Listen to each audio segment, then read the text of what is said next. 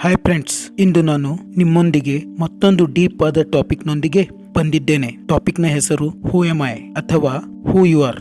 Friends, who am I ಅನ್ನೋದು ಒಂದು simple ಆದ ಕ್ವಶನ್ ಅನಿಸಬಹುದು, ಆದರೆ ಇದರ ಉತ್ತರ ಹುಡುಕಲು ಎಂತಹ ಘಟಾನುಘಟಿ ವ್ಯಕ್ತಿಗಳು ತಮ್ಮ ಜೀವನವನ್ನೇ ಸವೆಸಿದರು. ಹಾಗಾದ್ರೆ ಹೂ ಎಮ್ ಐ ಅನ್ನೋದರ ನಿಜವಾದ ಉತ್ತರ ಏನು?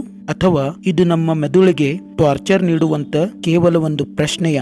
ಫ್ರೆಂಡ್ಸ್, ಒಂದಂತೂ ಸತ್ಯ, ಹೂ ಎಮ್ ಐ ಅನ್ನೋದು ಒಂದು ಪ್ರಶ್ನೆಯೂ ಹೌದು ಮತ್ತು ಇದು ಉತ್ತರವೂ ಹೌದು. ಯಾರು ಜೀವನವನ್ನು ಕೇವಲ ಮೇಲಿನ ಲೇಯರ್ಗಳಲ್ಲಿ ಬದುಕುತ್ತಾರೋ, ಅಂದರೆ ಕೇವಲ ಒಂದು ಜಾಬ್, ಕಾರ್, ಹೆಂಡತಿ, ಮಕ್ಕಳು ಅಂತ ಬದುಕುತ್ತಾರೋ ಅವರಿಗೆ ಈ ಹೂ ಎಮ್ ಐ ಅನ್ನೋ ಒಂದು ಪ್ರಶ್ನೆಯೇ ಟೋಟಲಿ ಸ್ಟುಪಿಡ್. ಮನಸ್ಸಿನಲ್ಲಿ ಕಾಂಪ್ಲೆಕ್ಸಿಟಿಯನ್ನು ಕ್ರಿಯೇಟ್ ಮಾಡುವ ಒಂದು ಮೂಢವಾದ ಪ್ರಶ್ನೆ. ಯಾಕೆ ಅಂತೀರಾ?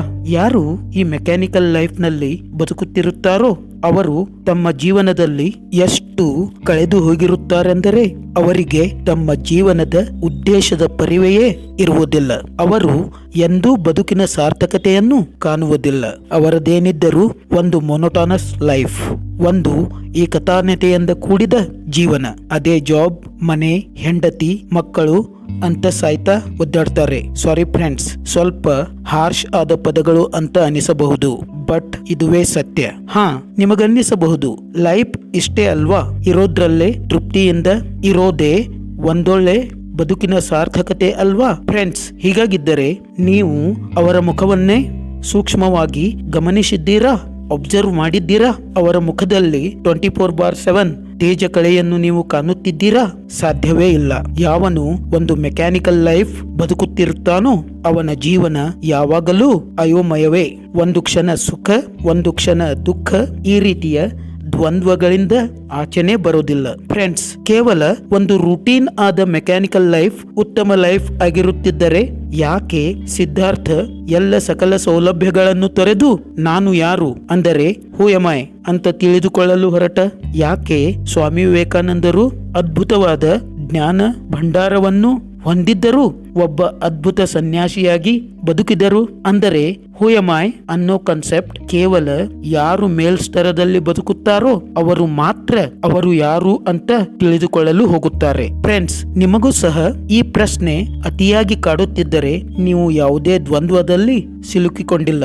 ಬದಲಾಗಿ ನೀವು ನಿಮ್ಮ ಜೀವನವನ್ನು ತುಂಬಾ ಪ್ರೀತಿಸುತ್ತಿದ್ದೀರಿ. ನಿಮ್ಮ ಜೀವನ ಪ್ರೀತಿ ಕೇವಲ ನಿಮಗಷ್ಟೇ ಅಲ್ಲ, ನಿಮ್ಮಂತೆ ಜೀವನ ನಡೆಸುವವರಿಗೆ ಮಾತ್ರ ಅರ್ಥ ಆಗೋದು. ಆದರೆ ಹಾಗಂತ ನೀವು ಜಾಬ್, ಮನೆ, ಹೆಂಡತಿ, ಮಕ್ಕಳನ್ನು ನೆಗ್ಲೆಕ್ಟ್ ಮಾಡುತ್ತಾ ಬದುಕೋದಲ್ಲ, ಅವರ ಜೊತೆ ಬದುಕುತ್ತಾ ನಿಮ್ಮ ಈ ಹೂ ಎಮ್ ಐ ತತ್ವಜ್ಞಾನದ ಪರಿಶೋಧನೆಯಲ್ಲಿ ನೀವಿರಬೇಕು. ಫ್ರೆಂಡ್ಸ್, ಹಾಗೆಯೇ ಈ ಪ್ರಶ್ನೆಯ ಜೊತೆ ಜೀವನದ ಮುಖ್ಯ ಆಧಾರ ಸ್ತಂಭಗಳಾದ ಹಣವನ್ನು ತುಂಬಾ ಗಳಿಸಬೇಕು, ನಿಮ್ಮ ಫ್ಯಾಮಿಲಿಯನ್ನು ಹ್ಯಾಪಿಯಾಗಿಟ್ಟುಕೊಳ್ಳಬೇಕು, ಪ್ರವಾಸಗಳನ್ನು ಕೈಗೊಳ್ಳಬೇಕು, ಒಳ್ಳೆಯ ಕಾರ್ ಮತ್ತು ಮನೆಯನ್ನು ಖರೀದಿಸಬೇಕು. ಯಾವಾಗ ನೀವು ಇವೆಲ್ಲವುಗಳನ್ನು ಪಡಿತಾ ನಿಮ್ಮ ಹೂ ಎಮ್ ಐ ಪ್ರಶ್ನೆಗೆ ಉತ್ತರ ಕಂಡುಕೊಳ್ಳಲು ಬಯಸುತ್ತೀರೋ ಆಗ ನಿಮ್ಮ ಲೈಫ್ ನ ಮಜವೇ ಬೇರೆಯಾಗಿರುತ್ತೆ.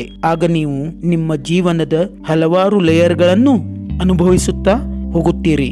ಆ ಲೇಯರ್ಗಳಲ್ಲಿ ಯಾವುದೇ ರೀತಿಯ ವಸ್ತುವಿನ ಆಕರ್ಷಣೆ, ವ್ಯಕ್ತಿಗಳ ಆಕರ್ಷಣೆ ಇರುವುದಿಲ್ಲ.